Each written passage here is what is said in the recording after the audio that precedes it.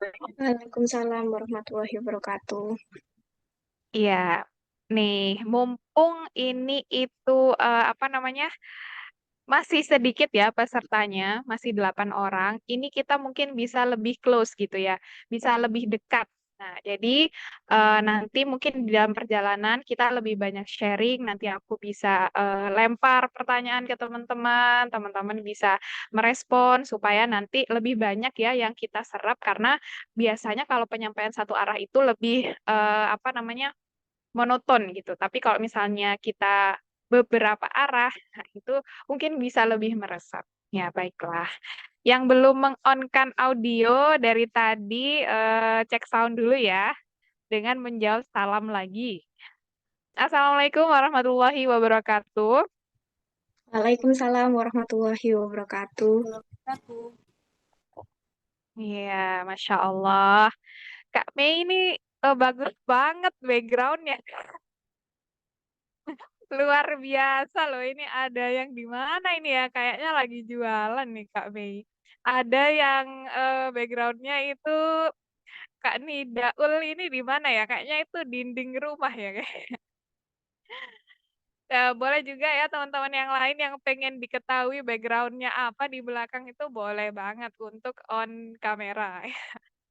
Kalau misalnya terkendala ya nggak apa-apa sih, nggak maksa. Ya, Alhamdulillahirabbil alamin, assalatu wassalamu ala asrofil anbiya'i wal mursalin wa ala alihi wa sahbihi ajmain amma ba'du.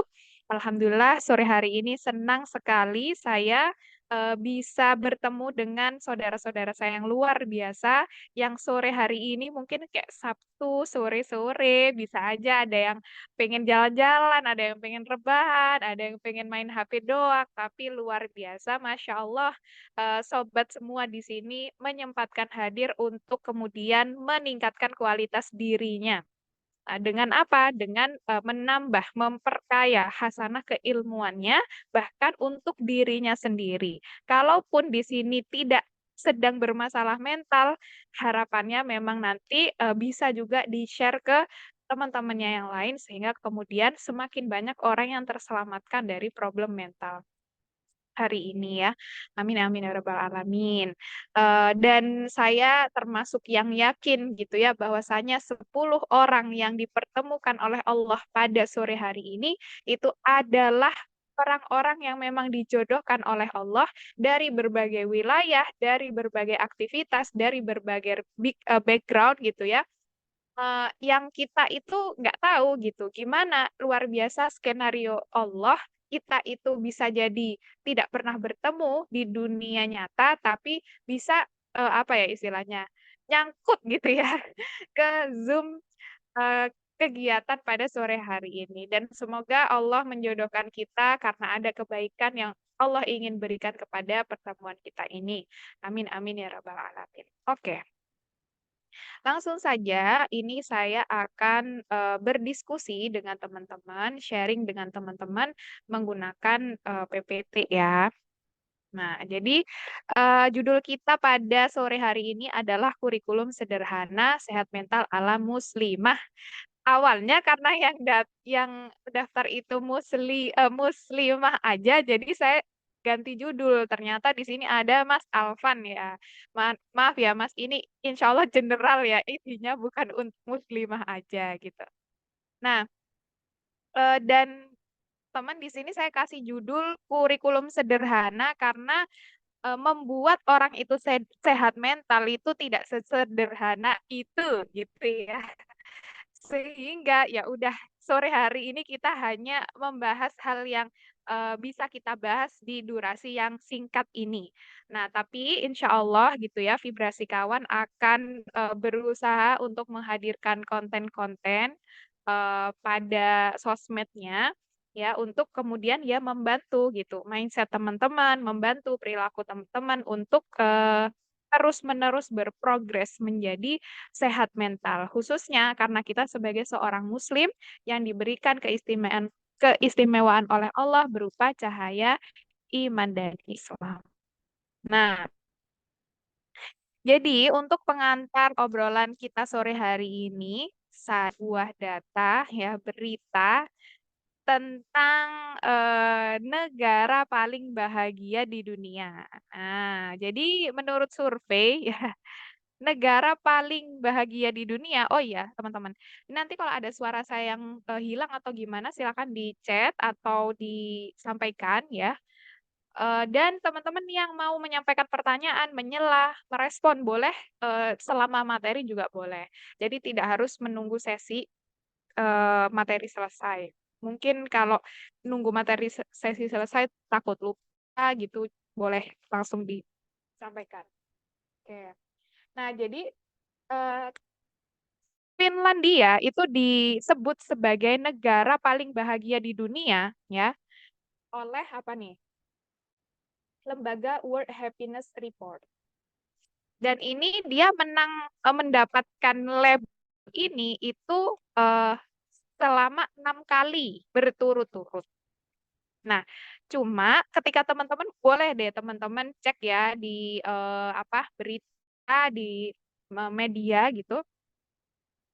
Tapi dari urutan negara-negara yang paling bahagia, negara yang paling tidak bahagia itu kalau nggak salah Afghanistan. Nah, disebabkan karena sedang berkonflik ya, sedang ada perang di negaranya. Nah, cuma di survei yang dilakukan lembaga yang sama, ya ternyata Finlandia yang katanya menjadi negara paling bahagia itu, nah itu tingkat bunuh dirinya termasuk yang tinggi di Eropa, gitu. Sedangkan misalnya tadi kita bicara Afghanistan itu lebih rendah gitu dari tingkat bunuh diri di Finlandia. Nah, jadi kalau misalnya dilihat menurut data, Finlandia ini memiliki tingkat bunuh diri yang setara dengan negara Jepang. Kalau negara Jepang kan kita udah tahu ya, maksudnya mereka tuh kayak bunuh diri tuh bukan sesuatu yang apa bikin kaget gitu karena saking sehari-harinya. Nah, menurut teman-teman nih, data ini itu kalau bagi teman-teman itu gimana gitu. Satu sisi disebut negara paling bahagia, tapi tingkat bunuh dirinya juga tinggi. Apa pendapatnya teman-teman? Nah, boleh nih aku pengen tanya dulu ya ke teman-teman yang on cam dulu deh. Nanti, oh ya nih ada komentar, nggak relate Kak. Iya ya, kok bisa apa? Nggak ada korelasinya. Harusnya orang semakin bahagia, gitu ya, masyarakatnya semakin bahagia ya semakin nggak usah pengen bunuh diri gitu kan. Nah, kami ini sebelum ditembak udah jawab duluan ya. Mau nanya ke yang on cam lain deh. Apa nih, Kak Nurul Laili? Nah, apa nih pendapatnya Kak Nurul Laili terhadap data ini?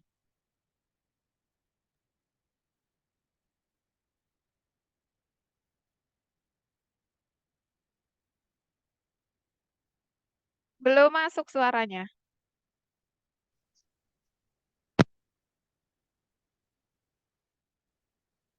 Halo, masuk nggak?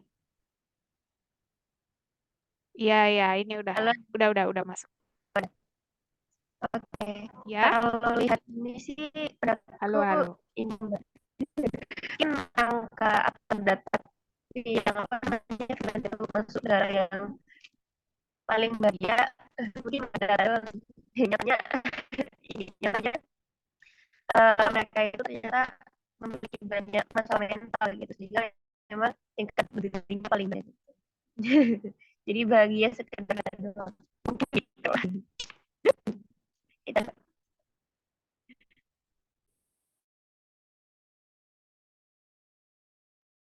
Oke,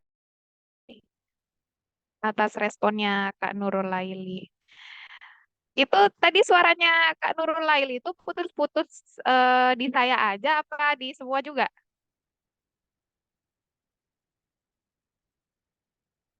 Nah, ini maksudnya mengecek sinyal saya kah atau Kak Laili?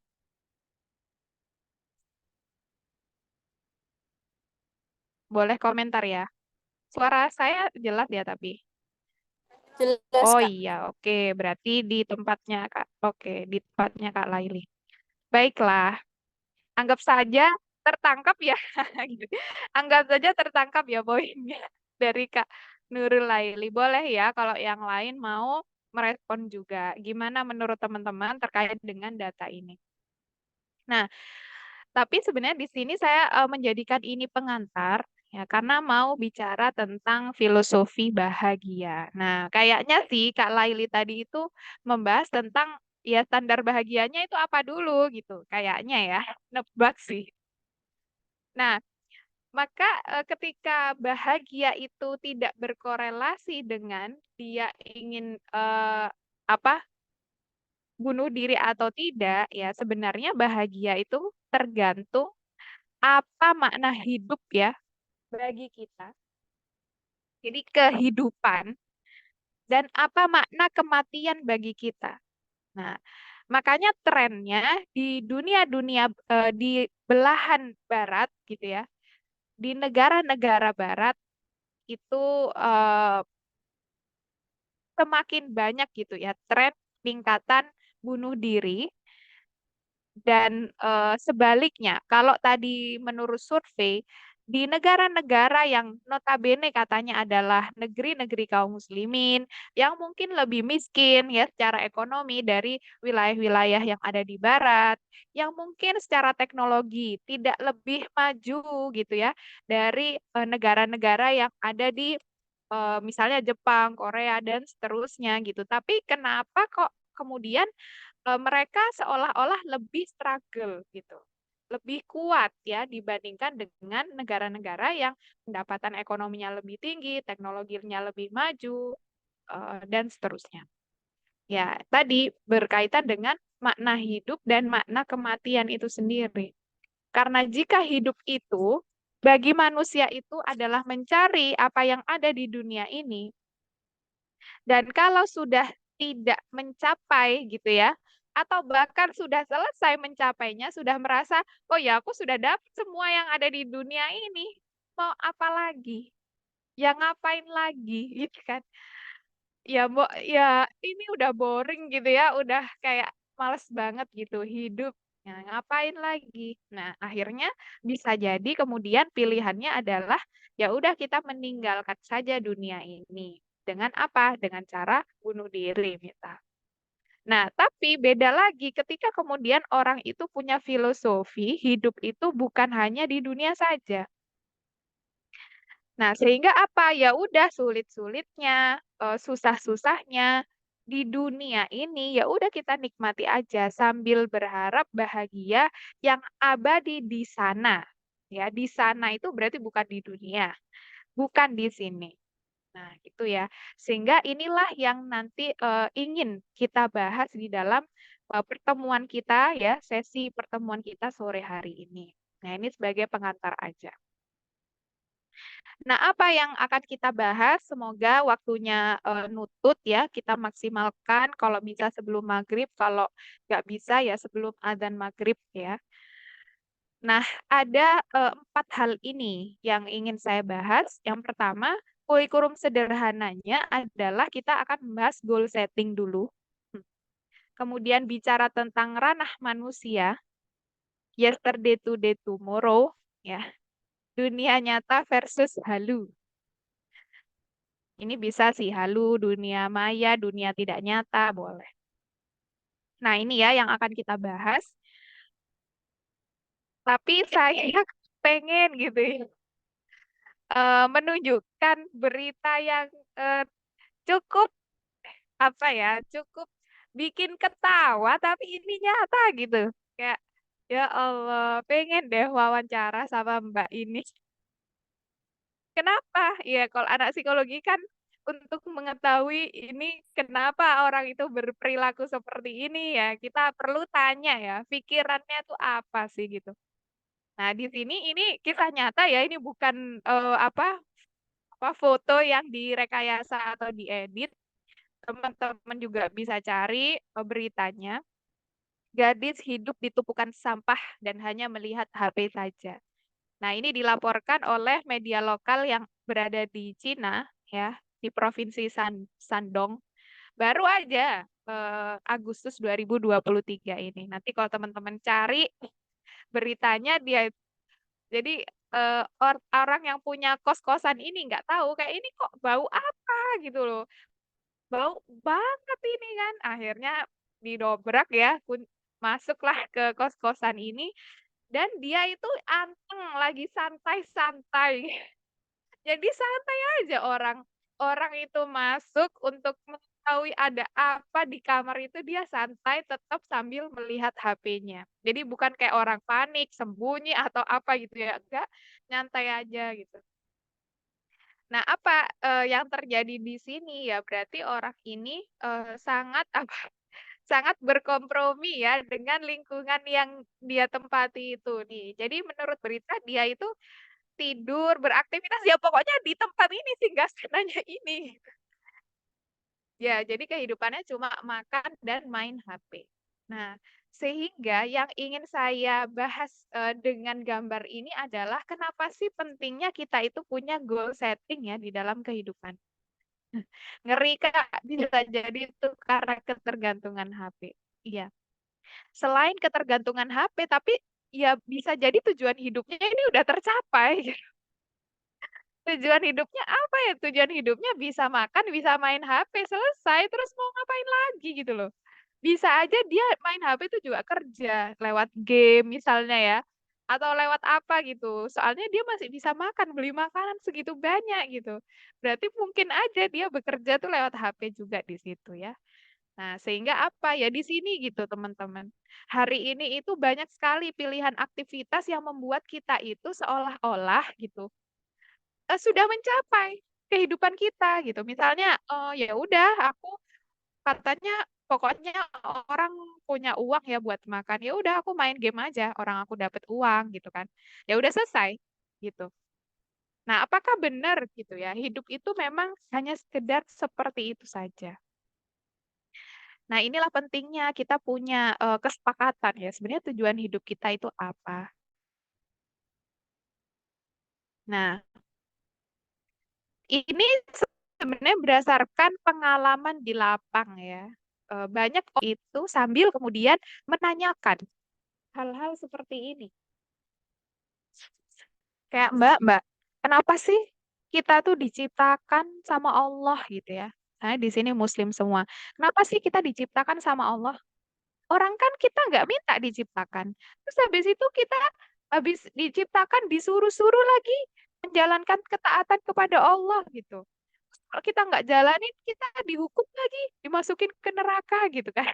Kayak, jadi kenapa sih Allah itu menciptakan kita? Nah, jadi akhirnya saya singkat, aku tidak minta dicipta, tapi kenapa aku tuh ada di sini?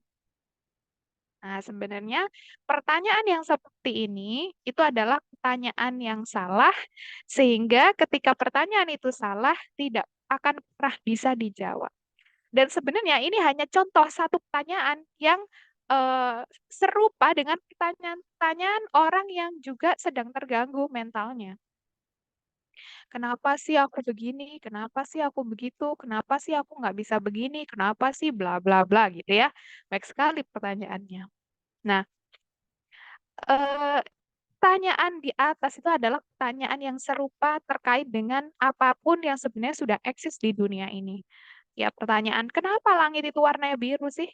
Gitu. Kenapa air itu mengalir ke bawah sih? Kenapa sih matahari itu terbit dari timur?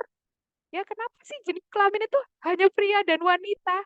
Makanya kalau ada yang ingin pingin pilih yang lain, bukan pria, bukan wanita, itu harus effort gitu. Kenapa gitu kan?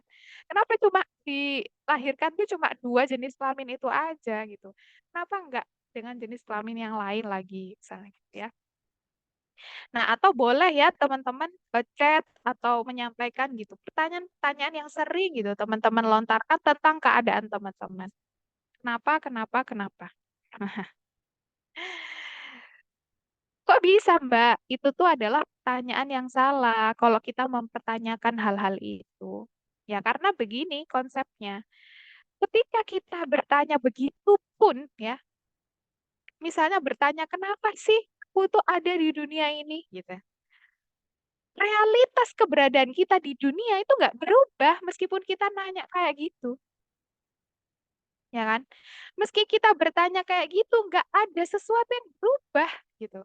Ya kita tetap seperti ini, ya kita tetap seperti itu, ya kita tetap ada di dunia, ya semuanya itu tetap seperti itu. Matahari tetap apa terbit dari timur dan seterusnya gitu. Termasuk kalau kemudian pertanyaannya itu sudah ada tendensi kemarahan ya dari pertanyaan itu. Jadi nadanya beda dengan pertanyaanku tadi. Misalnya nadanya, kenapa sih Mbak? Kenapa sih? Misalnya "Kenapa sih?" ya, udah beda gitu nadanya, sambil marah gitu. Meskipun kita itu marah dengan realitas itu, nggak ada yang berubah gitu. Apa? Karena yang sedang kita pertanyakan itu adalah hak dan kuasa dari Tuhan. Nah, ada yang chat nih. Apa nih? Sorry. Tapi kan ada orang yang bertanya seperti itu hanya ingin dapat jawaban, Kak. Apakah itu tetap salah? Ya nggak apa-apa kok kalau misalnya bisa menemukan jawabannya gitu. Menemukan jawaban tentang ya kenapa misalnya aku ada di sini gitu. Ya, kalau misalnya sudah bisa menemukan jawabannya dan kemudian itu membuat diri kita menjadi produktif, ya bagus gitu. Ya, karena kritis itu kan diperlukan.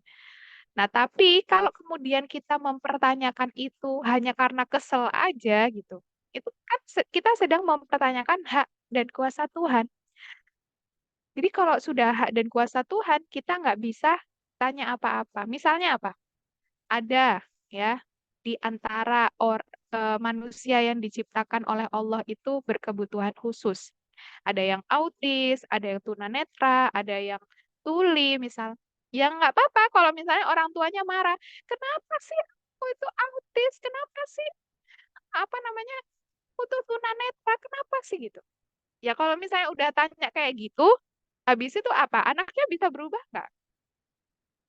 Ya kan? Nggak bisa berubah gitu. Kalaupun secara medis dipertanyakan ya mungkin bisa dijelaskan, tapi multifaktor sekali, banyak sekali faktornya. Dan kenapa kok anak saya gitu kan? Kenapa yang dikasih ini tuh adalah anak saya gitu? Ya nggak bisa dijawab juga, ya itu adalah kuasanya Tuhan, kuasanya Allah gitu. Nah, maka jika bertanya yang seperti itu tidak merubah keadaan, sampai kapan kita itu mau membebani diri kita dengan sesuatu yang nggak ada jawabannya? Betul. Ya kan? Coba ditanya, kenapa sih langit itu biru? Kenapa nggak pink aja? Gitu. Ya terus kalau udah nanya kayak gitu, terus emangnya kenapa ya langitnya tetap biru gitu loh.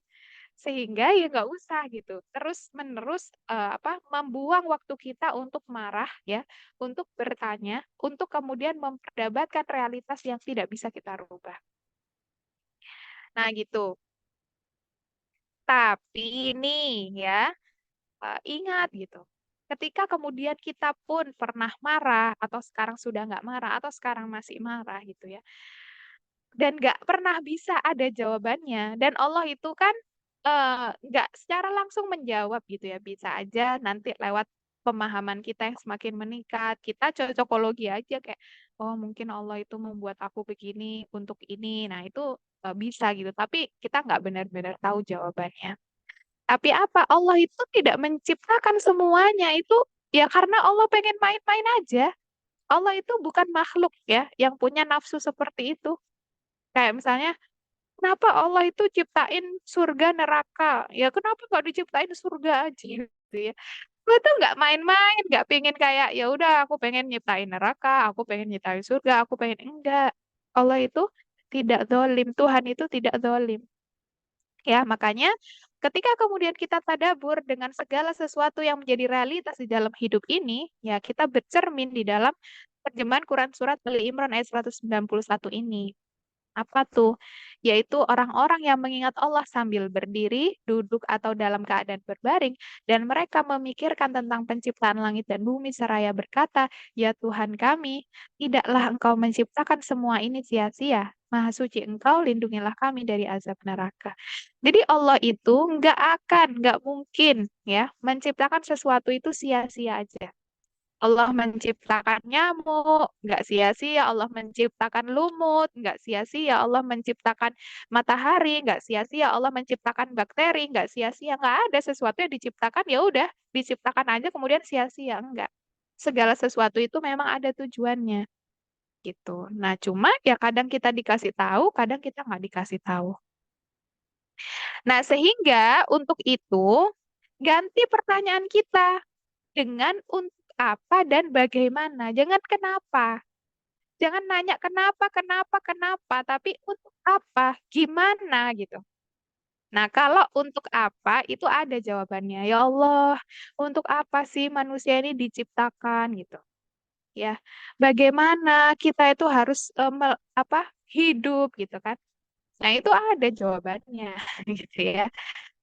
Misalnya, dua poin utama manusia itu diciptakan, bukan hanya kaum muslimin ya, manusia itu diciptakan oleh Allah, tujuannya ada di dalam Quran surah Az-Zariyat ayat 56. A'udzubillahi minasyaitonirrajim.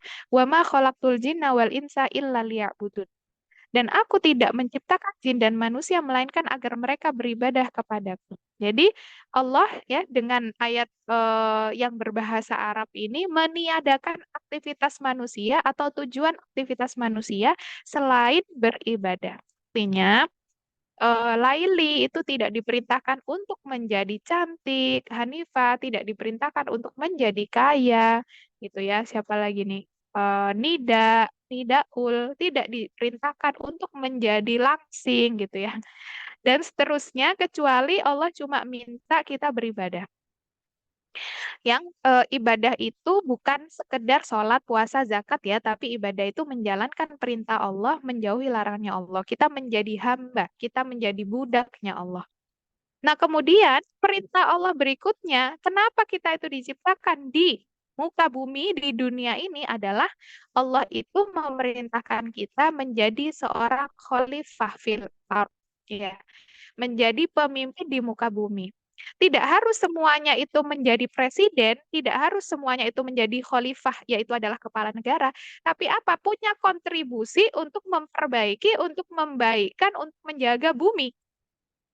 Gitu. Nah, itu adalah goal setting yang dikasih tahu sama Allah. Ngapain sih kamu tuh di dunia gitu kan? Kalau cuma buat makan tadi kayak mbak-mbak itu, terus kontribusimu bagi bumi itu apa? Cuma jadi sampah, ya. Cuma apa? Memberatkan volume bumi aja, gitu kan? Eh, ya enggak gitu. Seharusnya tidak seperti itu. Tapi kita harusnya berkontribusi sekecil apapun untuk kemaslahatan dunia ini. Karena memang manusia itu diutus untuk mengurusi bumi gitu ya. Nah, sehingga kemudian ketika kita itu menstandarkan goal setting kita ya sebagai seorang muslim ya, kurikulum pertama ini goal settingnya itu adalah capai goal setting kita itu adalah untuk beribadah sebagaimana yang diinginkan oleh pencipta kita, maka itu adalah goal setting yang paling manusiawi.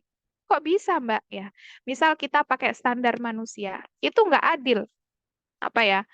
Aku goal setting tahun ini tuh pengen cantik gitu. Nah, kemarin apa rame-rame Miss Universe ya. Kayak Miss paling cantik di dunia itu gimana kriterianya ya harus dilihat tuh badannya seputih apa, semulus apa, setinggi apa, misalnya kayak gitu. Berarti apa? Orang-orang yang bisa dilabeli cantik hanya orang-orang berstandar Miss Universe itu gitu. Padahal realitasnya Allah itu tidak menciptakan manusia itu semuanya kayak gitu. Ya memang ada orang yang pendek, ya memang ada orang yang hitam, ya memang ada orang yang rambutnya nggak lurus gitu kan. Sehingga nggak usah bikin goal setting yang membebani diri kita sendiri. Karena apa? Itu tidak manusiawi gitu. Ya kan? Orang yang cantik itu kayak gini loh, makanya sekarang ada orang operasi plastik gitu kan. Operasi plastik, operasi plastik, operasi plastik sampai orang-orang itu nggak tahu ini wajah aslinya yang dulu ini, sekarang yang ini gitu ya. Misalnya tetap aja nanti ada ganti itu nanti standar cantiknya itu. Akhirnya apa? Operasi lagi sampai ya mungkin kemudian tidak punya kepuasan ya di dalam dirinya terhadap wajah yang dimilikinya. Setiap tahun pengen upgrade gitu kan. Itu nggak manusiawi standar yang dibuat manusia itu. Atau kemudian standar manusia hari ini itu tidak manusiawi, contohnya apa? di sini langsing gitu ya. Sampai ya macam-macam orang diet sekarang banyak gitu yang mengantarkan kepada kematian ya. Sampai yang kemarin itu siapa? Em, Aktivis eh apa tuh kalau yang makan sayur doang? Lupa saya. Vegetarian ya. Heeh. Nah, itu ya. Ada tuh yang meninggal karena kelaparan, tidak punya tenaga, karena dia nggak mau minum air, coba. Karena air itu ya menambah berat badannya. Airnya itu hanya didapat dari apa? Sari buah aja gitu. Nah, misal, ya Allah gitu. Emangnya di dalam Islam dilarang ya orang itu makan daging? Enggak loh. Emangnya itu dilarang ya makan selain sayur gitu? Enggak loh gitu kan. Emangnya nggak boleh kita konsumsi gula? Boleh loh. Tapi apa? Nggak boleh berlebihan. Harus toyib gitu kan. Caranya, waktunya, batasnya itu ada gitu. Jadi bukan standar langsing ya. Ya karena ini tidak manusiawi. Nah, atau kemudian standar itu dibuat manusia itu akhirnya kadang itu karena keterbatasan manusia sendiri ya di dalam membuat standar, nggak bisa mengukur kapasitas orang gitu, ya kan? Kalau misalnya Allah itu ini teman-teman percaya nggak sih gitu? Kalau misalnya Allah itu perintahkan kita untuk puasa 30 hari, ya, itu teman-teman kebayang, ah aku nanti kalau puasa 30 hari kayaknya mati deh gitu. Ya, nggak ada yang takut gitu, nggak ada yang takut. Kenapa? Yang buat standar itu adalah Allah, ya kan? Sedangkan kadang standarnya manusia itu nggak manusiawi gitu. Misal sekarang kerja harus 8 jam atau lebih gitu ya, ada lembur-lemburnya gitu. Akhirnya apa? Ketimpangan yang terjadi adalah orang-orang sekarang bikin standar, udahlah kita apa namanya? Bekerja dan bersantai itu harus balance gitu ya. Karena apa? Karena jam kerja hari ini tuh membuat hidup kita tidak balance ya. Seperti kayak sepertiga hidup itu adalah bekerja, sisanya istirahat karena lelah bekerja, kemudian sisa berikutnya lagi adalah siapan untuk bekerja. Jadi domain utama hidup kita apa? Bekerja. Nah gitu kan. Jadi kalau misalnya manusia yang membuat standar gitu ya, kadang tuh ya ini nggak tahu kapasitas manusia itu yang proper ya buat standar itu seperti apa gitu. Atau kemudian manusia itu subjektif kalau bikin standar ya. Misalnya kayak oh, enak ya sekarang misal kesetaraan gender ya itu kan bertengkar ya laki-laki dan perempuan. Ah enak ya jadi perempuan, mau dong jadi perempuan, ganti kelamin gitu ya. Yang perempuan enak banget sih jadi laki-laki ganti ya gitu ya gimana gitu kalau manusia yang bikin standar itu ya saling bertentangan satu dengan yang lain subjektif gitu. Nah maka goal setting kita itu jangan kemudian distandarkan pada manusia satu, jangan berstandar pada masyarakat hari ini, jangan berstandar pada sosial media, jangan berstandar pada tren. Ini biasanya yang ngerusak di zaman sekarang. Standarnya itu nggak manusiawi. Kalau Allah yang menetapkan standar ya dengan perintah-perintah yang ada di dalam agama itu pasti udah paling baik dilakukan oleh manusia. Misalnya apa? Sholat itu 5 waktu, semua itu ada di waktu yang bergantian. Artinya kita diminta oleh Allah untuk fokus terhadap waktu-waktu itu. Ada waktu matahari terbit, ada waktu matahari di tengah, ada waktu matahari turun, ada waktu matahari tenggelam, gitu ya. Berarti apa? Allah udah jelas gitu, yakin ya Allah itu tahu bahwa manusia itu bisa kok melakukan itu. Manusia itu bisa kok puasa 30 hari. Manusia itu bisa kok puasa dari terbit matahari sampai terbenam matahari. Nah, sehingga kesimpulannya ketika kita bicara goal setting bagi seorang muslim ya, itu Allah tidak minta menjadi apa dan siapa. Nggak pernah Allah itu minta ya, kita itu menjadi seperti A gitu ya, seperti B gitu. Menjadi apa, menjadi siapa. Enggak, Allah itu meminta kita melakukan apa dan bagaimana.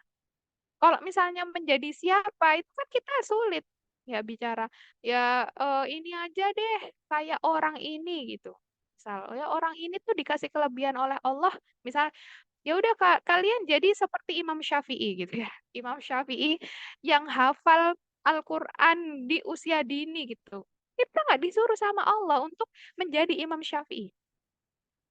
Tapi kita diminta untuk melakukan. Misalnya apa? Menghabitskan, mendekatkan diri kepada Al-Quran gitu. Bukan apa gitu. Jadi kalau melakukan apa berarti semua orang itu bisa melakukan itu gitu. Jadi apa?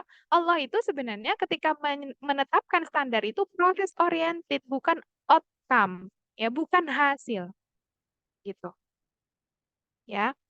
Nah, sehingga apa nih? PR-nya teman-teman dicatat, ya, nanti bisa direfleksikan ke dalam dirinya. Kita harus rubah goal setting kita, sebagaimana goal setting yang diinginkan oleh Allah. Ya, fokus pada upaya gitu. Nggak ada orang itu diperintahkan oleh Allah untuk kamu harus masuk surga. Enggak, bukan gitu. Tapi coba lakukan ini, lakukan itu, lakukan ini, gitu kan? Nah, itu ya teman-teman. Nanti boleh kalau ada yang mau didiskusikan soal ini. Nah, itu adalah kesimpulan pertama. Ya, ini sangat fundamental ya. Ketika kita itu punya goal setting yang tidak sesuai dengan arah goalnya tujuan hidup kita diciptakan oleh Allah itu nanti kita bakal sedih gitu ya, bakal kecewa, kita bakal effort banget gitu untuk mencapai itu. Padahal ya emang kita nggak bisa capai gitu loh. Nah gitu ya. Oke, nah jadi ketika sekarang itu mulai banyak sekali bahasan tentang ayo sadar gitu ya, kita harus tingkatkan kesadaran terhadap diri kita. Kalau self awareness-nya seorang muslimah itu adalah tentang kesadaran dia, asal muasalnya dia itu, ya misi dari ujung kehidupan dirinya sebagai manusia itu kayak gimana. Nah, itu adalah self awareness kita gitu ya. Jadi ketika kita bicara eh, peduli terhadap diri kita, seharusnya kita itu peduli terhadap nanti kita itu kayak gimana setelah kehidupan ini. Nah, gitu ya. Berarti harus disesuaikan dengan apa yang kemudian diminta oleh Allah. Itu yang pertama. Nah, berikutnya adalah kurikulum yang kedua ya. Kita harus memahami realitas kehidupan ini secara objektif, teman-teman. Gimana, Mbak, maksudnya secara objektif itu? Ya ternyata realitas hidup kita itu, buatan kita itu, di dalam aktivitas-aktivitas kehidupan kita itu, ada area yang bisa kita kuasai sebagai manusia, ada yang kemudian tidak bisa kita ubah. Artinya Allah yang menetapkan itu. Atau kalau orang-orang itu bicaranya qadha ya, atau takdir, ketetapannya Allah gitu. Nah, apa contoh-contohnya? Boleh teman-teman ini deh, chat ya. Pasti contoh-contohnya sesuatu yang nggak bisa kita rubah. Aku tunggu ya, nggak apa-apa beberapa respon dari 11 partisipasi 10 ya, dikurangi aku. Apa sih yang di bagian warna pink ini? Area yang kuasai oleh Allah. Jadi kita nggak bisa merubahnya. Apa contohnya? Oke, ada satu. Kematian, ya. Ajal ya ditetapkan oleh Allah. Oke, apalagi? Banyak nih. Apalagi? 10 orang, 9 orang lainnya. Ditunggu responnya. Sudah nih, kematian doang nih. Oke, aku tambahkan ya. Jadi kematian, kita lahir di mana, kita lahir di keluarga seperti apa, di keluarga dengan ekonomi seperti apa, ya. Kemudian kita itu lahir dengan mata yang seperti apa, kita itu lahir dengan rambut yang seperti apa, ya. Kita lahir dalam keadaan apa, misalnya apakah dilahirkan sesar normal gitu dan lain sebagainya gitu. Itu sesuatu yang nggak bisa kita rubah, itu sudah takdirnya Allah. Tapi ada area yang bisa kita kuasai, yaitu bisa kita rubah. Nah, ada satu lagi yang pengen aku tekankan di warna pink ini gitu ya. Yaitu apa? Yaitu adalah area yang dikuasai Allah juga merupakan ketetapan mengenai hukum alam, hukum dunia ini. Nah, itu Allah juga yang tetapkan. Misalnya apa? Ya tadi kita bahas. Kenapa benda itu kalau dilempar turunnya itu ke bawah, bukan melayang. Karena ada gaya gravitasi, itu Allah yang menciptakan, nggak bisa kita rubah. Nah, tapi yang ada di area kuasa kita itu adalah ya perbuatan-perbuatan yang diperintahkan oleh Allah di dalam Al-Qur'an, di dalam As-Sunnah. Itu berarti sesuatu yang bisa kita rubah. Nah, jadi di kehidupan kita itu kita harus memahami hukum alam itu apa. Sehingga kita itu nggak repot pada sesuatu yang seharusnya nggak perlu kita rubah dan nggak perlu kita pikirkan. Tapi repot kepada gimana sih memanipulasi hukum alam yang sudah ditetapkan oleh Allah. Mbak, contohnya kayak gimana sih? Ini sebenarnya materinya cukup dalam, tapi aku ringkas aja. Contohnya, gini. Ya. Hmm, Jadi kalau kemudian ada hukum alam yang sudah ditetapkan oleh Allah, berarti nggak bisa kita rubah. Ya, yang penting apa? Yang penting kita tahu bahwa selama hal itu ada rumusnya, ya berarti bisa kita lakukan. Jadi tidak ada hal yang tidak mungkin selama ada rumus dalam hukum alamnya. Apa Mbak hukum alam sunatullah? Sebaliknya tidak akan terjadi hal yang bertentangan dengan hukum alam, ya. Nggak mungkin itu terjadi kecuali karena mukjizat dari Allah. Dan mukjizat itu hanya diberikan kepada nabi dan rasul atau wali-wali Allah. Tertentu saja orangnya gitu. Contohnya ya di sini rumus kehidupan. Suatu yang merupakan hukum alam dan sunnatul. Yang ini biasanya merusak proses mental nih kalau kemudian nggak ditekankan kepada dirinya. Apa? Satu, rumus kehidupan itu nggak ada perubahan kecuali dengan usaha. Coba, mau di teori apapun, mau di teori bisnis, mau di teori akademik, mau di teori apa namanya percintaan, mau di teori apapun gitu, nggak ada perubahan itu kecuali harus ada usaha. Itu sudah hukum alam, sunatullah. Terus, apalagi tidak ada proses instan dalam perubahan.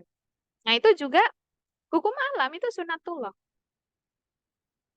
Terus apalagi perubahan itu bertahap, tidak secara ajaib terjadi. Nah, itu juga sunatullah. Nah, contoh lainnya apa, Mbak? Yang banyak orang inginkan gitu ya. Aku kok pengen ya kayak orang itu bisa ini, bisa itu. Nah, bisa ini, bisa itu mungkin yang disebut adalah terbiasa. Dan terbiasa itu secara hukum alamnya ya harus ada langkah pertama sebelum terbiasa. Gitu kan? Nah, aku coba kasih lebih detail lagi contoh ya terkait dengan rumus standar inilah. Nah, ini ya. Jadi kalau kemudian kita itu tahu hukum alam, ya itu sudah ditetapkan oleh Allah, nggak bisa kita rubah, ya udah kita harus berkerah diri, berkeras upaya gitu ya, pada pada usaha-usaha untuk memodifikasi tadi. Asalkan apa? Itu sesuai dengan ketentuan alam yang sudah dibuat oleh Allah Subhanahu wa taala. Misal nih, sekarang ya banyak kan orang yang kemudian apa ya terkena kecanduan gitu. Terkena kecanduan pornografi, terkena kecanduan apa? Rokok, terkena kecanduan ya macam-macam gitu ya. Nah, kalau Anda sudah kecanduan aktivitas negatif, jangan berharap bisa instan mengobatinya, karena itu bertentangan dengan hukum alam. Jadi proses memulihkannya itu sama seperti proses awal membuat itu menjadi suatu kebiasaan pada diri Anda. Jadi jangan gini, ya Allah aku mau tobat dari kecanduan pornografi ya Allah gitu. Langsung besok langsung sembuh gitu. Ya itu namanya nggak sesuai dengan hukum alam dong. Itu mustahil, nggak ada suatu keajaiban terjadi gitu. Ya, makanya perubahan itu kan misalnya kecanduan. kecanduan rokok lah, anggap gitu ya, kecanduan rokok. Nah, itu harus diukur selama ini itu sudah sampai berapa rokok yang dikonsumsi dalam satu hari, misal 10 ya, 10 rokok. Nah, itu nggak bisa besok langsung diminta satu doang gitu, nggak bisa, bertahap. 10. Ayo coba besok 9 selama 30 hari terus sampai bisa enggak gitu ya. Jadi nggak cukup motivasi ya teman-teman. Tadi yang kita bahas di awal, itu kan kita bicara goal setting. Iya Mbak, aku mau berubah. Oke, tujuannya karena Allah itu memerintahkan memang kita tidak boleh seperti itu. Oke, gitu. Tapi motivasi itu tidak cukup ya untuk membuat perubahan di dalam diri kita. Harus tahu ada rumus ya agar itu bisa sembuh, agar itu tidak kembali dan seterusnya. Nah, itu kalau hal negatif. Atau sebaliknya, kalau kita ingin ahli dalam bidang tertentu gitu ya. Ya, hukum alamnya terbiasalah melakukan itu. Dan terbiasa itu butuh pengulangan dan durasi. Gitu. Ini adik-adik yang kenal saya ya. Ini ada Lail, ada Hanifah, ada Suci kayaknya ya.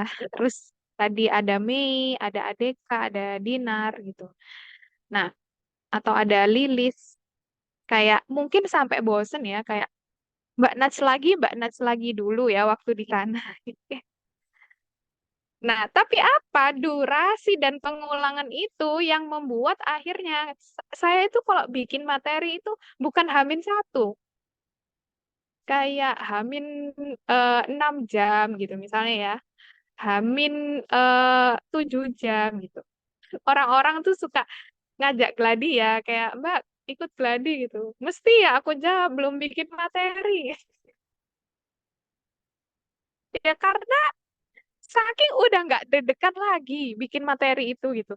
Kecuali yang apa kegiatannya khusus ya, misalnya kayak presentasi akademik karena nggak terlalu sering menyampaikan gitu. Jadi kan harus lebih persiapannya. Nah, sehingga nggak bisa teman-teman nggak ada ahli dalam bidang tertentu itu kecuali sudah terbiasa dan terbiasa itu butuh pengulangan dan butuh durasi. Dan itu adalah hukum alam. Itu sesuatu yang nggak bisa dirubah. Itu sudah ditetapkan di dalam dunia ini. Gitu. Ya, maka kita belajarnya apa? Tentang apa yang kemudian sudah ditetapkan itu, lalu apa yang bisa kita lakukan terhadap ketetapan itu. Yang mau aku fokuskan adalah terkait dengan hukum alam yang sudah ditetapkan oleh Allah. Nah, gitu ya. Oke.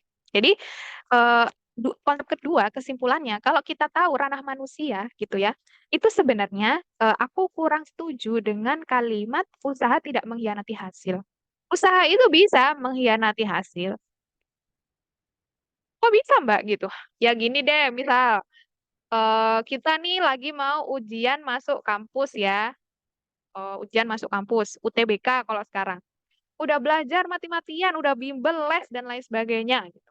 Tapi saking groginya, hari H kita nggak bawa pentil. Tuh, gimana? Jadi usaha kita gimana sia-sia karena kita nggak bawa pensil gitu. Berarti gimana? Ya usaha itu bisa mengkhianati hasil kalau ada hal-hal yang kita tidak prediksi ya. Nah, tapi eh, ya karena hukum alamnya kita harus berusaha, ya udah manusia itu perlu realistis dalam membuat perencanaan sesuai dengan sunatullah gitu. Tapi kalau kita berharap berdoa kepada Allah boleh tidak sesuai sunatullah atau di luar akal pikiran kita. Karena kalau Allah itu nggak pakai cara kita, nggak pakai cara manusia, nggak pakai hukumnya sendiri. Tapi kalau Allah itu terserah gimana caranya Allah. Jadi kalau misalnya kita berusaha, misal aku pengen dapat nilai 100, jangan berdoa doang, ya Allah. Meskipun aku nggak belajar, tolong ya, aku dapat nilai 100 dong. Bukan gitu. Kalau kita tahu hukum di dunia itu nilai 100 itu bisa didapatkan dengan menjawab semua soal, sedangkan menjawab semua soal dengan benar itu harus membaca, ya maka harus membaca, gitu kan. Nah, tapi kalau kemudian kita sudah berusaha, nah terus kemudian pensil kita nggak kebawa tadi gitu ya contohnya. Ya kita berdoa, ya Allah, nggak tahu gimana caranya, tolong hadirkan pensil di depan saya gitu. Nah, tiba-tiba dengan kuasanya Allah gitu kan, ada orang di sebelah kursi kita kayak ngeliat, kenapa nih orang kok nggak ngerjain ya? Ditanya lah, kamu kenapa nggak bawa pensil? Oh ya, ini aku pinjemin. Nah, dengan caranya Allah gitu. Jadi kalau berdoa boleh di luar akar pikiran kita. Bilang, ya Allah dengan cara terbaikmu ya Allah. Tapi kalau kita sebagai manusia harus menggunakan perencanaan sesuai dengan sunatullah. Ya, orang tuh banyak yang doain saya, ya semoga Mbak Nat cepet lulus ya gitu. Saya tuh aminnya tuh sambil menghela nafas panjang gitu ya. Amin. Nah, cepat lulus ini masih panjang tahapnya soalnya nggak bisa langsung doa lulus gitu ya, belum ngerjain tesisnya, belum ngerjain kasus-kasusnya, terus berharap semester depan lulus ya. Itu di luar dari sunatullah. Nah, berarti PR apa? Selanjutnya untuk poin kedua, evaluasi. Fokus kita selama ini tuh apa? Apa sudah fokus pada upaya maksimal sesuai dengan sunatullah, atau fokus pada sesuatu yang nggak bisa kita rubah? Misalnya apa? Kenapa sih orang tuaku dulu itu nggak ngajarin aku kayak gini? Aku jadi nggak punya self management gitu kan? Kenapa sih orang tua itu dulu tuh eh, nggak membuat aku disiplin? Nah, gitu ya. Atau kalau dulu tuh kata orang tua saya, waktu ditawari les bahasa Inggris, saya nggak mau dulu. Kalau misalnya saya meratapi gitu kan, ya kenapa dulu aku nggak dipaksa aja les bahasa Inggris gitu. Misalnya, ya sekarang yang terjadi adalah kalau kita pengen ya udah lakukan sunatullahnya. Nah itu untuk poin yang kedua. Nah ini tips sederhana aja ya, supaya kemudian kita itu realistis ya, menggunakan sunatullah yang sudah ditetapkan oleh Allah. Nah, ini ada tipsnya, self management agar realistis. Nah, jadi misalnya nih teman-teman, saya lagi memegang klien untuk kasus ini ya, self management, yang dia itu punya target skripsi yang dia dari Januari sampai Mei itu nggak selesai-selesai ngerjain revisi yang dikasih dosennya. Karena dia ngerjainnya tuh nggak disiplin. Ya udah Januari sampai Mei itu belum ngumpulin lagi. Ya, bayangin berarti Januari, Februari, Maret, April, Mei, 5 bulan. Terus waktu ketemu saya tanya, Dek, kamu selesaikan skripsinya kapan? Bulan ini, Mbak. Insya Allah aku pengen 30 hari ini aku selesai skripsi, gitu kan. Baiklah, karena ini lagi proses assessment, ya aku tanya aja dulu gitu, progres tiap harinya gimana. Ya, bisa dibayangkan sih gitu. Masa iya orang yang tidak terbiasa mengerjakan setiap hari tiba-tiba 30 hari dengan motivasi tinggi, dengan berharap penuh kepada Allah, itu langsung selesai 30 hari itu bab 2, 3, 4 gitu. Ya kan? Akhirnya apa? Akhirnya kita pakailah lingkaran ini. Pertama, observasi dulu dirinya. Nah, waktu diobservasi selama 2 pekan, kesimpulannya adalah dia cuma bisa bertahan dalam 1 hari itu maksimal itu mengerjakan 3 jam. Dan ternyata untuk mereview satu jurnal membutuhkan waktu 30 menit. Nah, berarti kalau 3 jam itu dapat berapa jurnal? Maksimal hanya 6 jurnal. Itu pun kalau maksimal dia mengerjakan 3 jam. Nah, padahal target awalnya 1 hari dia selesaikan 10 jurnal untuk direview. Nah, oke, saya tanya, Dek, kalau kamu sudah observasi dirimu dengan 10 jurnal itu, berarti kalikan 30 menit. Berarti butuh berapa jam 1 hari untuk mereview? Butuh 5 jam. Kamu mau nggak? Kamu sanggup nggak 5 jam? Enggak, Mbak. Oke. Berarti kamu maunya berapa jam? 2 jam aja, Mbak. Nah, oke. Gitu. Jadi kalau dengan durasi 2 jam setiap hari, nah kira-kira selesainya kapan? Itu harus diobservasi dulu dirinya gitu. Karena nanti kalau kita tuh nggak pakai observasi diri, udah langsung planning ya, kita itu kayak seolah-olah marah sama diri kita. Kenapa sih kok aku nggak bisa-bisa? Kenapa sih kok nggak bisa mencapai? Kenapa sih kok nggak bisa mencapai targetnya? Lah, wong kita menetapkan target tidak realistis dengan before after-nya kita gitu. Ya, jadi observasi diri dulu, setelah kita observasi, oh diriku begini. Jadi evaluasi diri, dari evaluasi diri itu baru direncanakan strateginya. Nah, sudah direncanakan strateginya, implementasi dilihat. Oh, oke Dek, kita bikin target baru. Iya Mbak, berarti kamu pengen ngerjain dalam 1 minggu berapa hari? 6 hari, libur cuma 1 hari aja Mbak.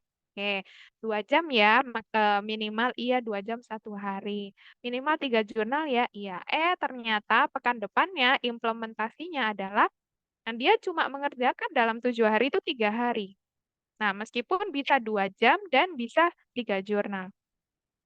Nah, berarti apa? Oh, setelah diimplementasikan strateginya gimana? Ternyata itu belum bekerja. Berarti apa lagi yang harus dilakukan? Nah, itu. Jadi dimonitor gitu kan, sampai kemudian mencapai hasil. Nah, nanti ketika sudah dilakukan strategi-strategi, hasilnya seperti apa? Evaluasi lagi, ya, observasi lagi, gitu. Nah, jadi nggak tiba-tiba ya berubah itu. Nah, supaya kita juga nggak kesel dengan target-target yang kita bikin, harus realistis. Nah, bagaimana supaya realistis? Ya, observasi diri dulu. Nah, itu. Jadi, memahami hal ini itu akan membuat kita menghargai setiap perkembangan dan proses yang kita lakukan. Jadi kita bisa membandingkan kualitas kita sebelum dan sesudah. Nah, tadi misalnya kalau kecanduan merokok gitu ya. Oh, ternyata kalau diobservasi aku tuh merokok maksimal 10 batang. Tapi bisa kok waktu misalnya ada kegiatan ini aku ternyata 5 gitu. Oh, berarti bisa ya aku 5. Nah, kayak gitu kan. Nah, jadi kita itu nggak langsung ya, nggak langsung lompat kepada target. Tapi kita tuh perlu membandingkan kualitas kita sebelum dan sesudah gitu. Jadi menetapkan target itu supaya tercapai itu harus dekat dengan diri kita yang sebelumnya.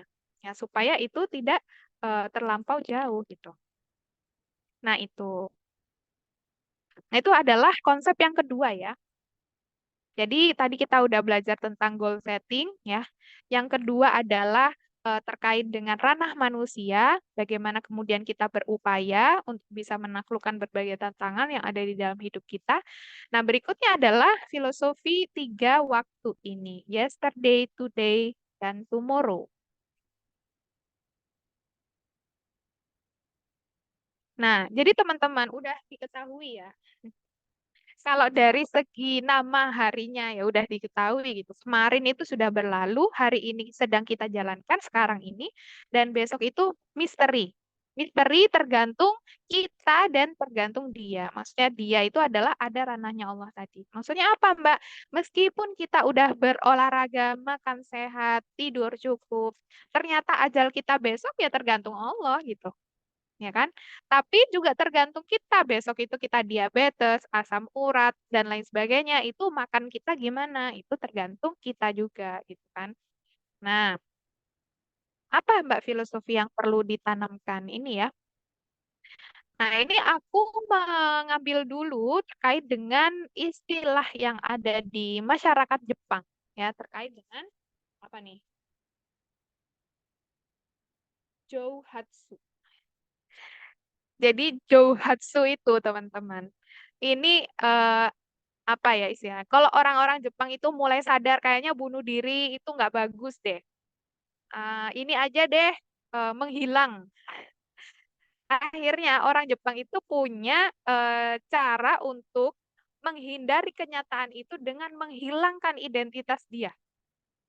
Istilah bahasa Indonesianya Jouhatsu itu penguapan. Jadi kita kayak menghilang gitu, menguap gitu. Dia menghilang dari kehidupan asli untuk memulai sesuatu yang baru. Jadi orang-orang Jepang banyak yang sengaja menghilang secara perlahan dan terus menyembunyikan keberadaannya selama bertahun-tahun, bahkan puluhan tahun. Kayak udah hilang aja gitu.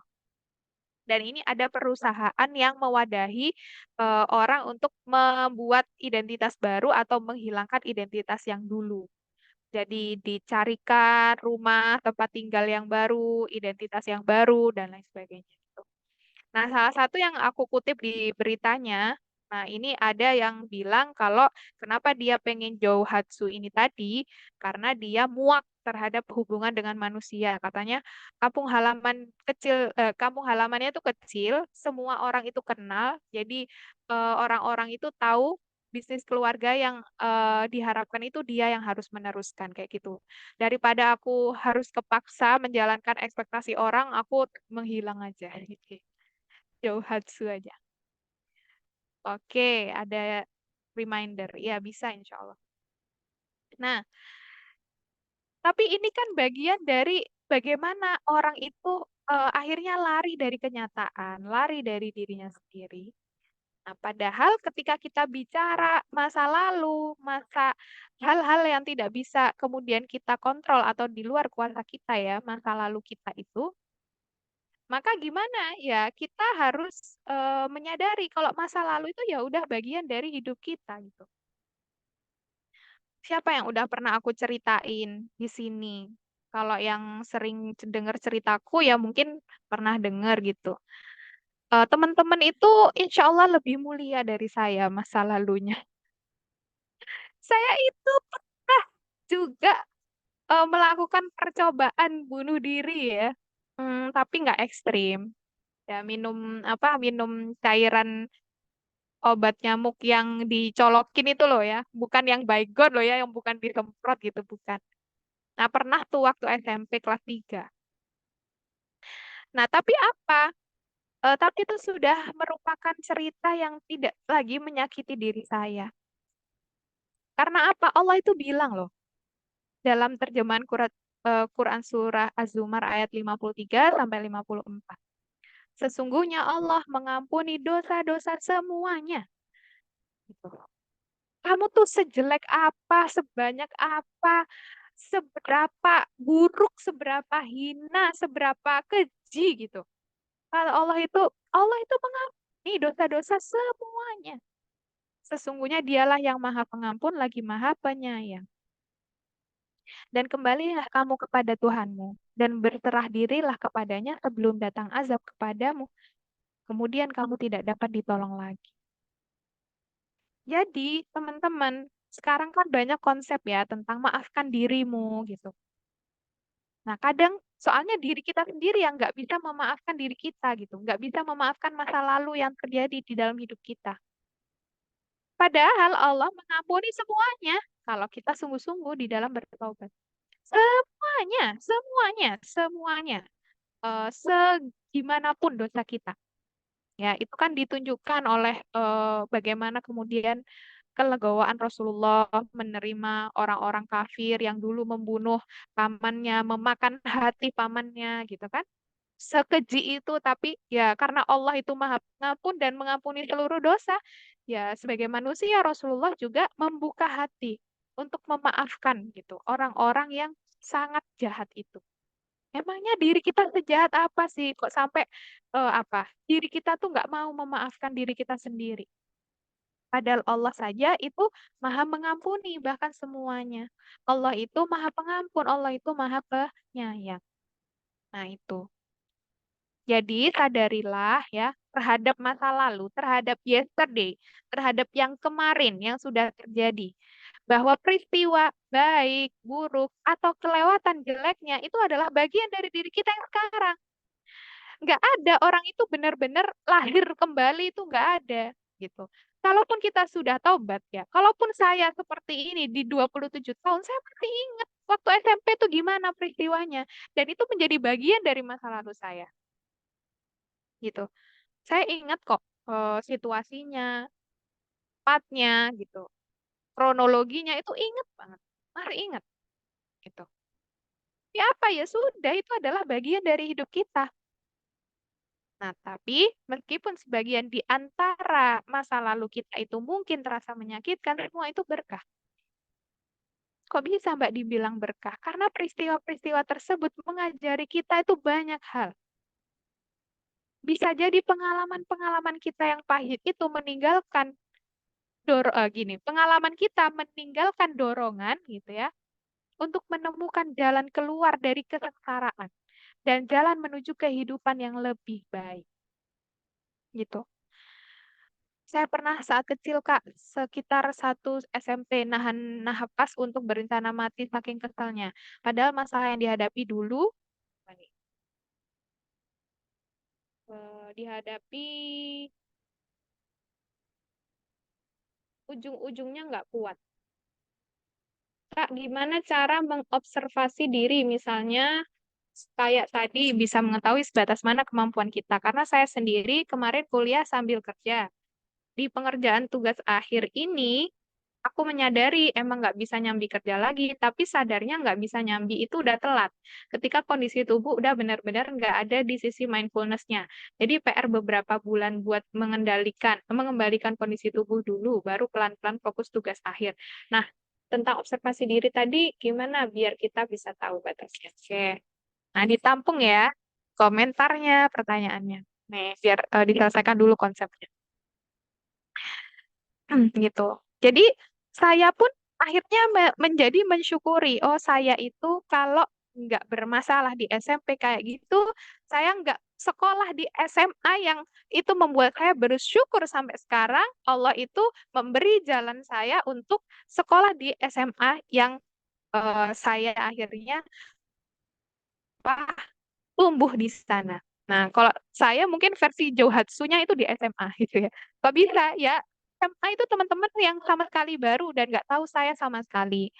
Waktu saya di SMP itu apa pondoknya itu di Bangil ya, terus saya hijrah ke Bogor. Jadi saya di situ apa? Membentuk diri saya yang baru gitu. Tapi apa? Dengan pengalaman saya yang dulu gitu ya, waktu SMP itu saya belajar, oh saya itu pemendam. Nah, makanya kalau saya mendem gitu ya, nggak kuat, akhirnya jadi seperti itu, jadi tertekan, jadi stres dan lain sebagainya. Jadi saya nggak mau lagi jadi pribadi yang pemendam semenjak SMA. Ya, ternyata karena saya sudah berusaha gitu ya waktu SMA, akhirnya malah jadi pengen masuk ilmu komunikasi gitu ya. Padahal dulu orang yang tahu saya waktu SMP, SD itu mungkin akan bilang, dulu itu Najwa tuh diam banget. Kok bisa sekarang jadi kayak gitu? Karena apa? Ya karena pengalaman itu gitu. Karena pengalaman masa lalu kita yang menjadi bagian dari hidup kita yang bisa jadi kita itu terdorong untuk menemukan jalan keluar dari kesengsaraan itu menuju kehidupan yang lebih baik. Nah, itu ya. Jadi itu harus dipeluk ya masa lalunya. Nah, itu untuk masa lalu yesterday. Jadi eh, ketika kita bicara masa lalu tidak bisa diubah, ya, maka jangan berandai, teman-teman. Dilarang berandai-andai. Maksudnya apa? Andaikan aku dulu nggak kayak gini. Andaikan aku waktu itu nggak kayak gitu. Andaikan orang tuaku, andaikan lah. Ya, saya gitu. Meskipun kita bilang kayak gitu, nggak bisa berubah masa lalu, gitu kan? Berarti apa? Berandailah soal hari ini, berandailah soal hari esok. Karena itu masih bisa kita upayakan. Back to pembahasan ranah kita tadi. Ya, kalau sesuatu yang sudah berlalu ya nggak bisa kita rubah. Tapi kalau hari ini dan besok itu masih bisa kita upayakan. Karena yang dinilai adalah garis finish, bukan startnya. Nah, Nabi Shallallahu Alaihi Wasallam bersabda, sungguh ada seorang hamba yang menurut pandangan orang banyak mengamalkan amalan penghuni surga, namun berakhir menjadi penghuni neraka. Sebaliknya ada seorang hamba yang menurut pandangan orang melakukan amalan-amalan penduduk neraka, namun berakhir dengan menjadi penghuni surga. Sungguh amalan itu dilihat dari akhirnya. Nah, jadi nggak apa-apa teman-teman, seburuk apapun masa lalunya, tadi konsepnya Allah itu mengampuni semuanya. Jadi apa? Diri kita tuh juga harus mengampuni semuanya masa lalu kita.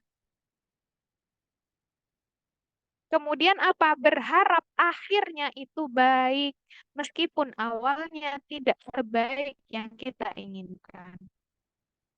Gitu. Karena yang dijadikan patokan bukan awalnya tapi akhirnya. Karena awal tidak bisa kita pilih ya. Maksudnya Mbak, awal tidak bisa kita pilih. Ya misalnya orang tua saya, orang tua yang berpendidikan, orang tua yang memegang agama gitu. Ya akhirnya mendidik anaknya menjadi sebagaimana mereka. Itu adalah awal dari kepribadian saya.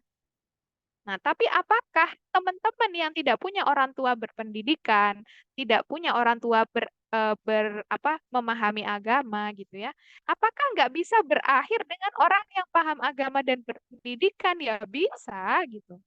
Itu yang bisa kita upayakan, sedangkan kita tidak bisa merubah masa lalu yang ditorehkan orang tua kita kepada kepribadian kita dulu, ya kan? Nah, itu. Oke. Nah, itu tadi adalah hari ini. Jadi, kalaupun kemudian kita itu masih hidup hari ini, masih dikasih kesempatan hidup besok, berprasangka baiklah pada Allah atas misteri hari ini dan besok. Nah, ini ada sebuah cerita agak panjang ya ceritanya, tapi ini saya singkat. Ceritanya tentang bagaimana ada seorang ibu di sahabat Ansor gitu ya, yang punya 10 putra. Dan 10 putranya ini semua itu diantarkan untuk berperang, berjihad di medan perang. Ternyata 9 putranya itu syahid. Maksudnya 9 putranya itu meninggal, hanya satu putra yang tidak wafat, tidak syahid di medan perang. Dan ternyata satu putra itu menyimpang dari ajaran Islam di kehidupan selanjutnya dan banyak melakukan dosa. Nah, akhirnya singkat cerita gitu ya, suatu hari anak itu tertimpa penyakit. Sang ibu itu nggak kuasa melihat, ya Allah anakku gitu kan. Sampai anaknya itu nanya ke ibunya, Ibu, semua saudaraku tuh lebih baik dari aku, dan ibu tuh nggak menangisi mereka. Tapi kenapa ibu tuh malah menangisi putramu yang pendosa ini? Gitu. Sang ibu menjawab, ya karena itu nak, aku tuh menangis. Karena kamu tuh dosa, aku tuh sedih. Allah tuh menimpakan penyakit ya, itu bahasa saya ya. Nah, tapi kemudian ya itu ya ibu tuh khawatir gitu terhadap putranya yang pendosa ini sampai menjelang akhir hayatnya ya karena sakitnya itu anak itu berkata kepada ibunya, Ibu, andai aku berbuat salah atau melanggar hakmu, sementara di tanganmu ada api yang menyala-nyala, apakah kau akan melemparnya kepadaku? Jadi ini seorang anak nanya ke ibunya, Bu, aku tuh kalau buat salah gitu ya, melanggar hakmu, terus ada api yang menyala, kamu lempar nggak ke aku, Bu? Gitu. Nanya nih anaknya. Ibu ya sebagai ibu ya sebagaimana yang kita tahu ibu itu luar biasa kepada anak-anaknya. Ibu itu bilang, nggak mungkin aku ngelakuin itu, nak. Gitu. Meskipun kamu berbuat salah, meskipun kamu melanggar hakmu, nggak mungkin aku kayak gitu. Ibu bilang seperti itu. Anak yang itu di kap ini ya tadi ya, pendosa ini bilang, kalau begitu ibu nggak usah sedih.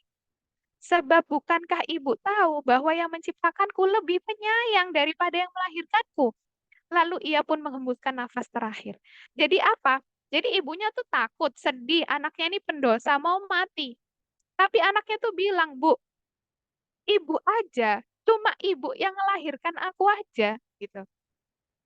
Itu nggak akan mau melemparkan api yang menyala-nyala. Maksudnya apa? Maksudnya anak ini menenangkan ibunya. Allah itu lebih sayang dari ibuku sendiri. Allah tuh lebih sayang aku gitu. Jadi tenang aja. Nah, ternyata cerita ini didengar oleh Rasulullah dan kemudian Rasulullah Shallallahu Alaihi Wasallam berkata kepada wanita itu, kabar gembira untukmu, sebab anakmu telah diampuni Allah oleh Allah Subhanahu Wa Taala. Karena dia telah berbaik sangka kepada Tuhannya gitu. Jadi apa? Jadi terhadap sesuatu yang masih misteri, terhadap hari ini, misalnya nanti malam gitu ya, terjadi apa? Terhadap misteri yang jadi besoknya, itu berprasangka baik aja sama. Jadi kalau kalau sekarang itu kan orang-orang overthinking itu kan besok aku gimana gitu ya, aku ke depan gimana, masa depanku itu gimana gitu. Ya seharusnya kalau seorang muslim diajar berprasangka baik kepada Allah. Karena di dalam hadis qudsi Allah itu berfirman, Aku sebagaimana sangkaan para hambaku kepadaku, ya. Jika kamu tidak bisa berbaik sangka kepada Allah karena kebaikan sifat-sifatnya, maka berbaik sangkalah kepadanya atas kebaikan perlakuannya kepadamu. Nah, Masya Allah, ada yang kasih emot sedih, nangis gitu ya. Itu. Jadi saya itu ya teman-teman, itu selalu menghadirkan setiap hari itu HP saya itu kan memang saya biarkan kalau habis baterainya biarkan mati, biarkan dicas dulu sampai penuh. Nah, saya cari apa ya yang Allah kasih hari ini, kebaikan apa lagi ya yang Allah kasih hari ini, orang baik seperti apa ya yang Allah hadirkan lagi. Karena apa? Ya masih misteri. Kenapa kita nggak berharap yang baik-baik aja gitu? Gitu kan? Karena apa? Ya udah, kita emang nggak bisa memprediksi. Emang besok itu bisa baik, bisa buruk. Tapi kenapa nggak kita berprasangka baik aja? Supaya itu yang terjadi pada kehidupan kita. Supaya Allah memberikan kebaikannya dengan persangkaan baik kita kepada Allah. Nah itu. Nah itu ya. Jadi kesimpulannya kait dengan filosofi yesterday to ini teman-teman. Pak quote ya kesimpulannya. Attitude is a choice. Happiness is a choice.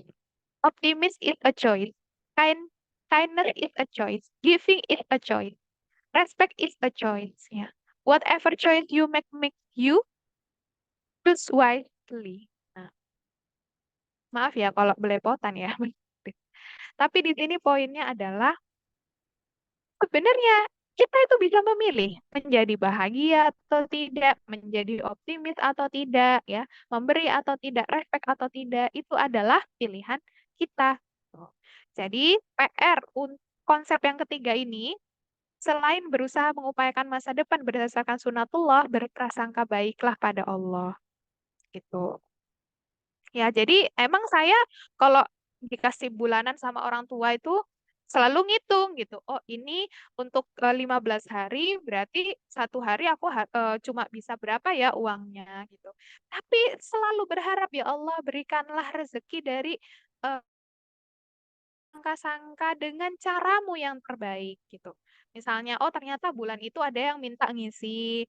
Nah, ketika minta ngisi ternyata dari misalnya beasiswa tertentu, ternyata dapat bayarannya lumayan, misalnya kayak gitu. Nah, jadi apa? Sunatullahnya tetap dihitung. Oh, oke, uang bulanan dari orang tua itu seberapa? Oke, berarti kita harus keluarkan berapa. Tapi jangan lupa berprasangka baiknya itu loh sama Allah. Ya Allah, rezekikan kepadaku yang berlimpah dan berkah gitu ya, dengan jalan yang terbaik, dengan caramu. Aku nggak tahu how-nya gitu. Tapi apa ya udah, kita berusaha aja. Ya, kita kemudian eh, berikhtiar seperti sunatullah yang kita bahas tadi. Nah, itu terakhir ya. Ternyata agak cukup 15 menit ya. Nah, ini terakhir singkat sih. Konsep yang keempat ya, kurikulum eh, yang terakhir. Dunia nyata versus dunia halu. Nah, teman-teman, PR peradaban anak muda dan PR peradaban manusia di dunia digital hari ini itu adalah terkait dengan membandingkan progres orang, membandingkan kehidupan orang, membandingkan postingan orang itu dengan kehidupannya sendiri. Teman-temanku, andai aku melakukan ini, mungkin aku akan seperti teman-temanku dan lain sebagainya, ya. Nah, ini disebutkan Stephen Covey dalam The Seven Habits of Highly Effective People, bahwa manusia itu punya 3 klaster kehidupan. Ada public life, ada private life, dan ada secret life. Nah, tapi kemudian kita harus yakin, ya. Nih, disampaikan nih sama Malcolm.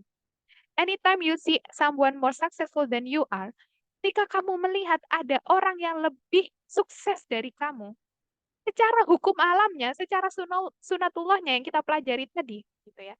They are doing something you aren't. Ketika dia lebih sukses dari kita, berarti dia melakukan sesuatu yang tidak kita lakukan. Yakin gitu. Karena ada sunatullah dalam kehidupan. Nggak mungkin dia lebih sukses daripada kita, padahal upayanya lebih sedikit dari kita. Gitu. Masa sih Mbak gitu? Itu orang-orang yang terlahir kaya gitu. Nah, ia terlahir kaya karena orang tuanya effort dulu. Ya, jadi effort orang tuanya itu kebaikannya kena ke anaknya juga. Nah, gitu. Tapi kalau anaknya itu nanti nggak effort juga, anaknya lagi itu ya nggak dapat kebaikan dari orang tuanya. Gitu. Jadi jangan halu ya teman-teman. Jangan kemudian kita menginginkan public life seperti yang ditontonkan orang-orang yang kita inginkan itu, tapi kemudian kita nggak kepo, kita nggak cari tahu apa yang dia lakukan di private life-nya, secret life-nya, gitu. Karena pasti ada yang berbeda. Yang kita tidak lakukan, orang itu lakukan. Misalnya dia tidur lebih sedikit dari kita, membaca lebih banyak dari kita, dan seterusnya. Gitu.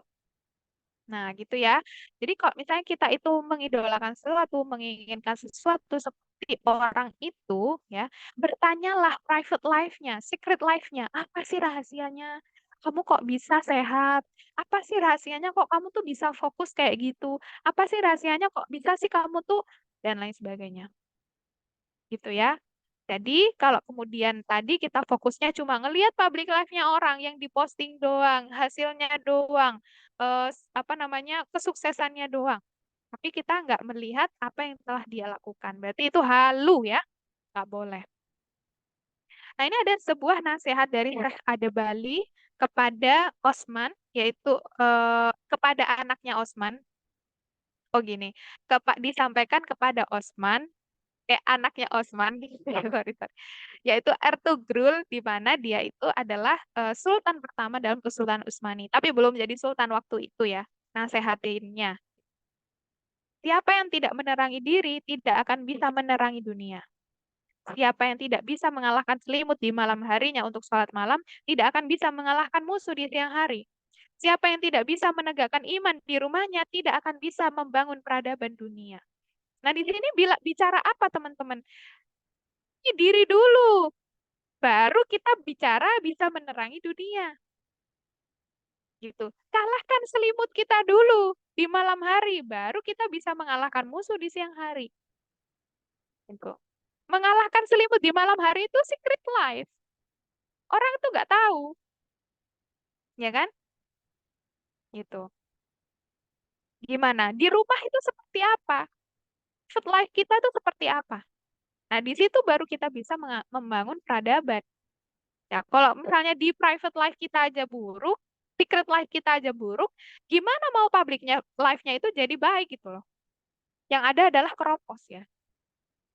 Nah, itu. Jadi kesimpulannya, dunia nyata versus dunia halu itu, karena kehidupan public life itu sangat dipengaruhi oleh private life.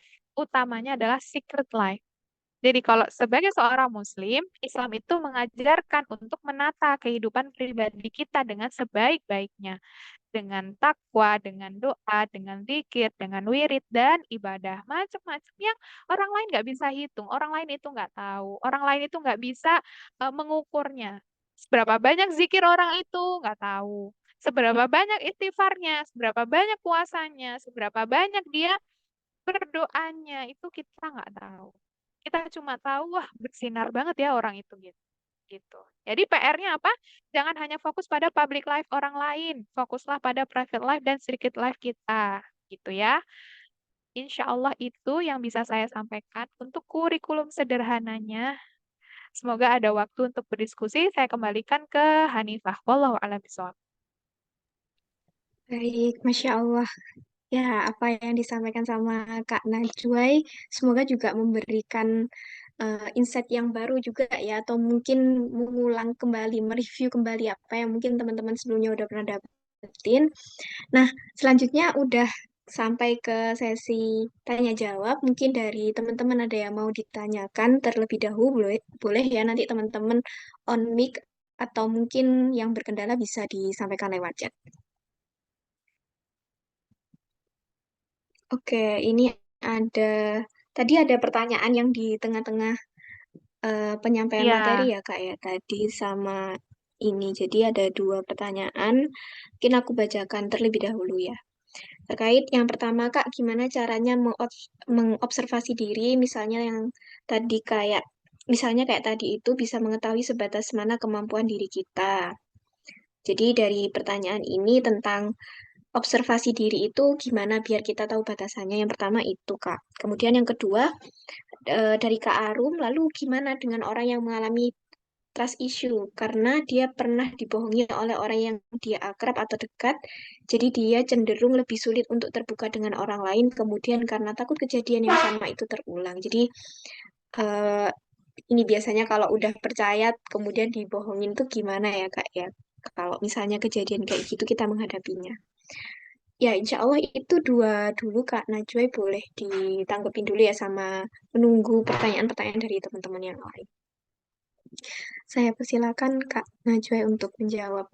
Iya, terima kasih pertanyaannya. Pertama dari Kak Triwahyuni. Semangat untuk struggle di pengerjaan tugas akhir yang sebelumnya disambi kerja tapi ternyata badannya tidak kuat ya. Sebenarnya begini, observasi diri atau evaluasi diri itu harus bersamaan dengan goal yang kita inginkan. Nah, dan goalnya itu sangat subjektif. Nah, misalnya nih di klien saya kasih spill ya. Hmm, oke. Nah, jadi misalnya dia sendiri yang membuat target jangka panjang itu gini. Nah, misal Juli pekan keempat mengerjakan studi pustaka. Agustus pekan 1 mengerjakan tabel berdasarkan ya. Ini kan kalau dia skripsinya studi literatur. Nah, jadi ketika kita itu punya target itu harus dirinci. Nah, supaya apa? Supaya kita tahu, oh ternyata ini ya yang harus dilakukan. Jadi bisa nggak kita mentargetkan kalau kita harus menjalankan 1, 2, 3, 4, 5, 6, 7, 8, 8 poin misalnya. 8 poin kita ingin jalankan, bisa nggak ini 30 hari selesai? Itu tidak realistis. Nah gitu, karena mengerjakan studi pustaka ini butuh berapa waktu, butuh berapa jam, bagaimana sumber daya diri kita, bisa nggak ini gitu kan. Nah, target jangka panjang ini itu harus didetilkan dengan target jangka pendeknya. Nah, gimana? Oke, Juli pekan 4 kan tadi pengen mengerjakan studi pustaka. Nah, itu gimana supaya Juli pekan 4 itu selesai? 1 hari 10 jurnal. 1 hari mengerjakan 3 jam. Nah, 1 hari menyisihkan. Nah, ini doang aja fokusnya. Fokusnya adalah 1 hari 10 jurnal, ya. Kemudian 3 jam sepanjang pekan ini. Udah, ini aja diobservasi. Nah, ternyata apa? Dari hari pertama sampai hari 7, apa hasil observasinya? Ternyata nggak ada 1 hari pun yang kita bisa menyelesaikan 10 jurnal. Berarti, apakah 10 jurnalnya yang tidak realistis, ya? Ataukah upaya kita yang kurang, atau strategi kita yang harus dirubah? Nah, itu harus deal-dealan sama diri sendiri. Itu self-management. Jadi kita memanajemen diri itu lagi ngomong sama diri kita. Kamu bisa nggak sih ngerjain 1 hari 5 jam? Ini mungkin Hanifah tahu ya, aku ya lagi ngerjain studi ini sampai pegel-pegel ya punggung. Ya Allah, punggungku kayak terasa gitu ya. Karena apa? Duduk berjam-jam, 1 hari duduk misalnya dari jam 9 pagi gitu ya sampai malam gitu. Kayak ya Allah punggung kretek. Nah, itu yang jadi tidak efektif untuk hari-hari berikutnya karena kita merasa pegel terus misal. Berarti berapa sih durasi yang bikin kita itu akhirnya bukan efeknya tuh pegel dan akhirnya pegel itu bikin kita nggak produktif. Nah, kayak gitu. Jadi perlu ada target jangka panjang, kemudian target jangka pendeknya. Nah, tapi kita tuh paham, bisa tahu kok apa sih distraksi kita. Nah, misal nih distraksi pada klien ya.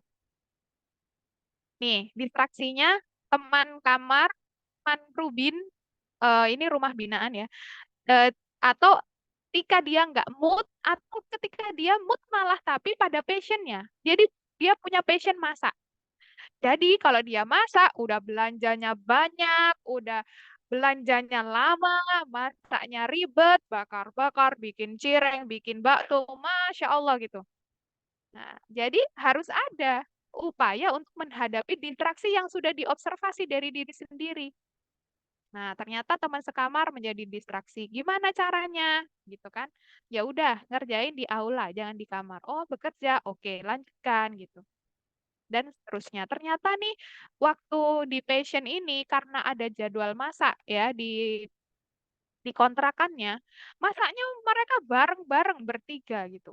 Sambil ngobrol, lama lagi masaknya. Akhirnya apa modifikasinya? Bikin jadwal masak sendiri-sendiri supaya nggak ngobrol. Nah, misalnya kayak gitu. Nah, gitu ya. Jadi, em, pertanyaan tadi gimana cara mengobservasi diri ya? Tentukan dulu goalnya. Tentukan dulu goalnya itu secara rinci jangka panjang, jangka pendek. Kemudian kita observasi jangka pendeknya dulu. Oh, 1 minggu ini bisa nggak mencapai jangka pendek itu? Atau 2 minggu dilihat. Oh, ternyata maksimalku kayak gini, waktu optimalku seperti ini, cara mengatasi distraksinya seperti ini. Nah, itu baru yang kemudian diplanningkan menjadi target realistis ya di dalam planning yang kita inginkan itu. Wallahu a'lam bishawab. Itu pertanyaan untuk Kak Sri Wahyuningsih ya. Terus pertanyaan Kak Arum. Trust itu, dia pernah dibohongi oleh orang yang kerap. Jadi dia cenderung lebih sulit untuk terbuka sama orang lain. Kemudian karena takut kejadian yang sama terulang. Nah, ada 2 respon ya yang ingin aku tanggapi di sini. Respon pertama adalah jangan terlalu percaya pada manusia manapun, siapapun. Karena bukan manusia itu semua buruk, tapi manusia itu lemah. Maksudnya apa, Mbak? Manusia itu lemah untuk menjadi selalu baik kepada kita. Karena dia sendiri sedang berperang untuk menjadi orang yang baik. Bukan karena kita atau karena orang lain ya, karena dia sedang terus berusaha menjadi baik gitu. Ya enggak, kadang kita sendiri nih capek enggak sih kayak punya teman yang terus ngeluh gitu. Kita sabar iya, gini gini gini, ngeluh lagi, sabar lagi, ngeluh lagi, kita marah gitu. Akhirnya dia trust issue sama temennya. Ah, temanku gak ada yang pernah sabar menghadapi keluhanku misalnya. Nah, manusia terbatas, dia nggak punya batas kesabaran terus gitu. Jadi jangan berharap manusia itu luar biasa, jangan berharap manusia itu selalu baik, jangan berharap manusia itu selalu taat. Nah, bohong atau tidak bohong itu kan ketaatan kepada Allah, ya kan? Nah, jangan berharap begitu karena manusia itu lemah, nggak ada manusia yang tidak berdosa. Jadi yang salah adalah kalau kita itu gitu ya, sampai kemudian menjadi percaya kepada orang itu ya bahkan kita nggak memanusiakan dia gitu. Misal, pernah nggak sih kita bohong ke orang dekat kita? Pernah nggak? Pernah lah pasti, minimal ke orang tua gitu ya. Minimal hal-hal yang receh gitu. Nah, jadi kenapa kita jadi menjadikan orang lain itu kayak harus nggak pernah bohong? Padahal dia bisa jadi bukan kayak gitu hanya ke kita atau bukan sengaja itu ke kita. Ya tapi dia aja yang terus harus masih berusaha untuk menjadi orang yang tidak berbohong, jujur gitu. Gitu ya. Jadi jangan lekatkan kepercayaan kepada manusia siapapun sepenuhnya karena nanti bikin kita kecewa. Iya kan? Orang tua kita, orang tua kita tuh juga bisa salah loh.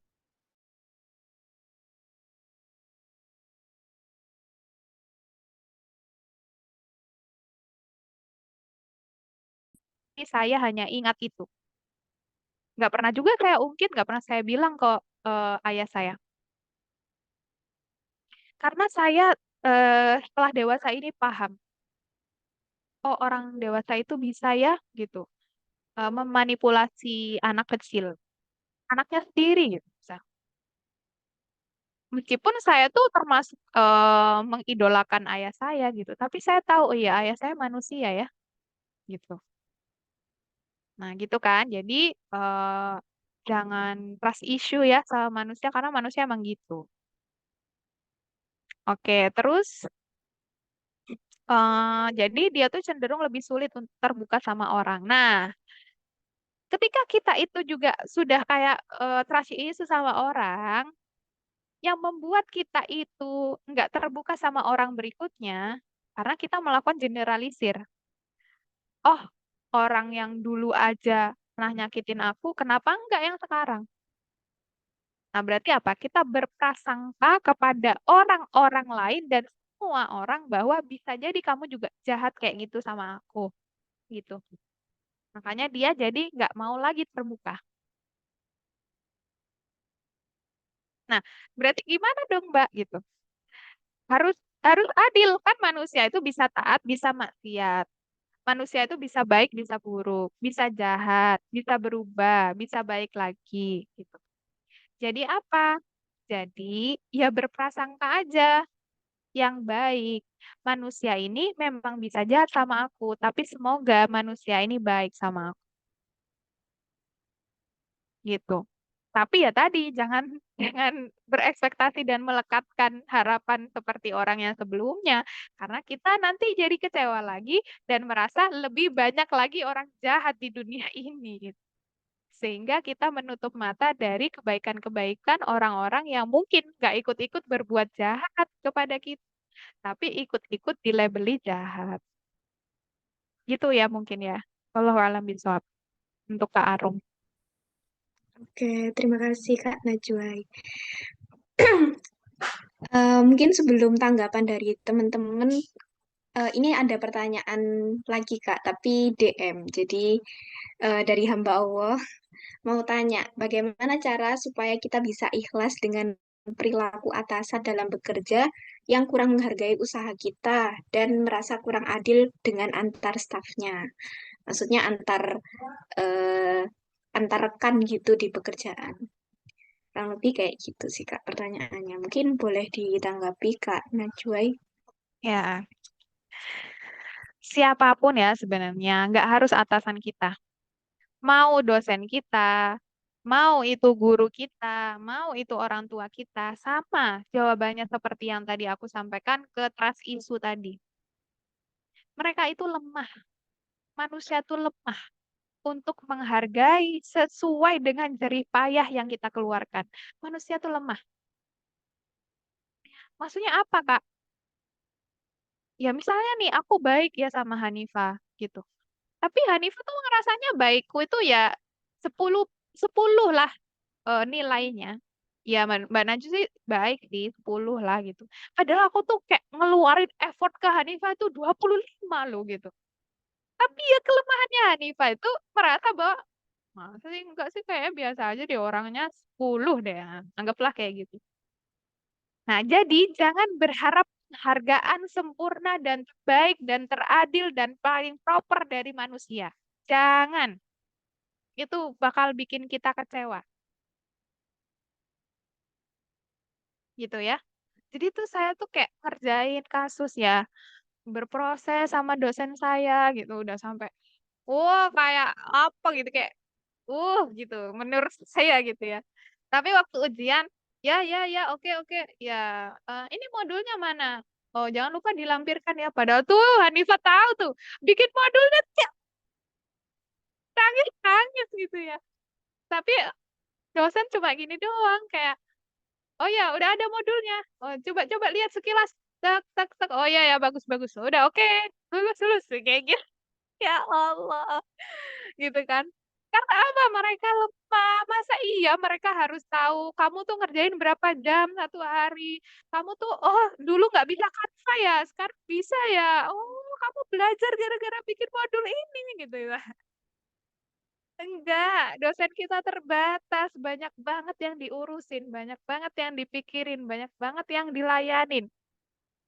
Dan dia juga lebih harus memperhatikan anaknya sendiri daripada anak orang lain gitu ya. Dirinya sendiri daripada diri orang lain. Jadi apa jangan mengharap perhatian deh pokoknya dari manusia tuh. Manusia tuh sebenarnya nggak pernah merhatiin kita kok. Kecuali hanya sedikit aja gitu. Jadi gimana supaya ikhlas? Yakin Allah maha perkasa, maha bijaksana. Bijaksananya Allah, Allah tidak mengabaikan sekecil apapun effort kita, sebesar apapun effort kita. Kata Allah, wa may ya'mal mithqala dzarratin khairan yarah wa may ya'mal mithqala dzarratin syarran yarah. Siapa yang melakukan kebaikan sebiji sawi, kalau yang pernah nanam sawi, sebiji sawi itu tai lalat tuh lebih kecil lagi biji sawi itu. Itu kata Allah, Allah hitung. Ya, jadi berharapnya sama Allah, jangan berharap sama atasan kita. Oke, wallahu alam bishawab. Oke, Masya Allah. Ya, mungkin dari teman-teman yang tadi pertanyaan sudah dijawab, apakah ada tanggapan atau mungkin ada feedback?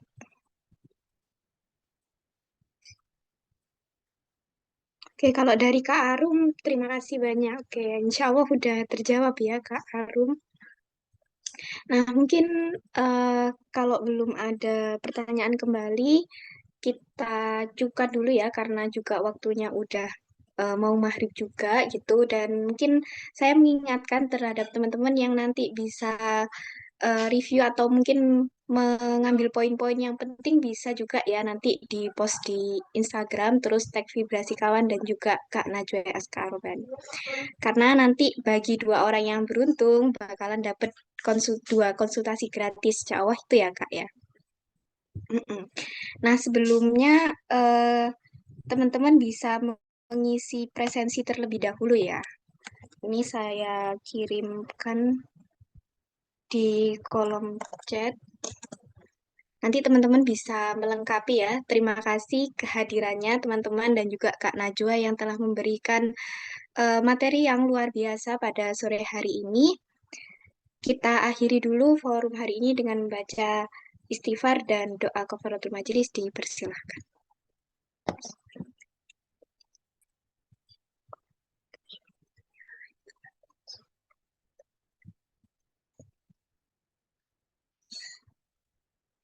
Oke, alhamdulillahirabbil alamin. Semoga teman-teman meskipun pada off cam tetap stay ya di balik layar ini gitu ya. Dan semoga juga teman-teman dimudahkan persoalannya menghadapi kondisi hari ini dan juga semoga kita juga senantiasa diberikan kesehatan.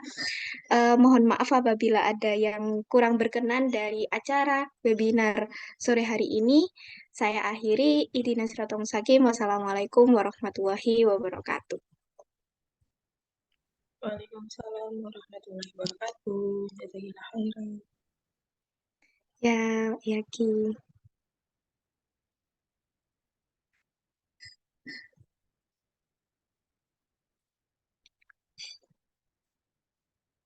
Oke, terima kasih teman-teman yang sudah hadir. Jangan lupa mengisi presensinya ya.